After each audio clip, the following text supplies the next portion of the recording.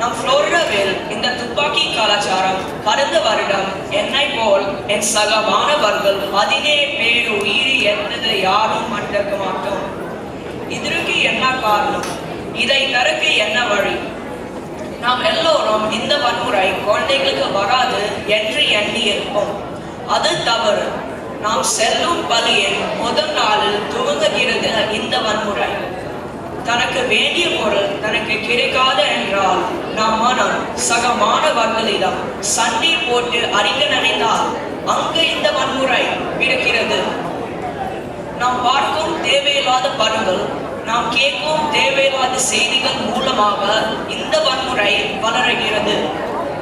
பிறகு மிக முக்கிய காரணமாக பெற்றோர்கள் மேற்பார்வை இல்லாத காரணத்தால் இந்த வன்முறை இன்னும் சரி வளர்கிறது.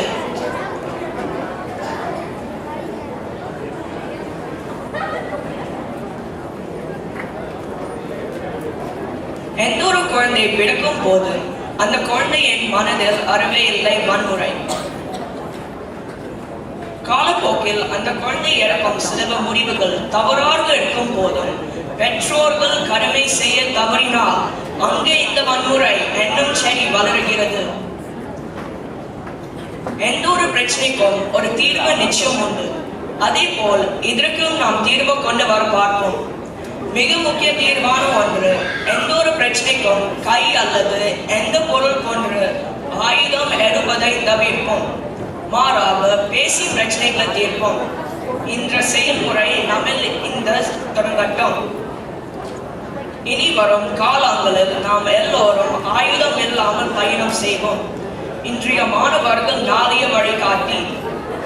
வன்முறை ஒழியட்டும், அன்பு மலரட்டும். இனிய தமிழ் புத்தாண்டு வாழ்த்துக்கள்.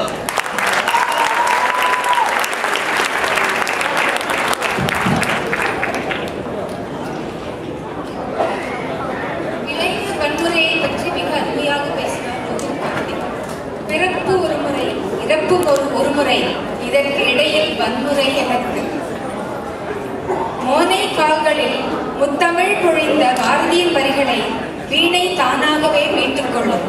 அவர் சிந்திய முத்துக்கள் சிலவற்றை கோர்த்து மாலையாக தரவராங்க Raga school of music. Riya Karthik, Vishala Sivakumar, Sanjana Shankar,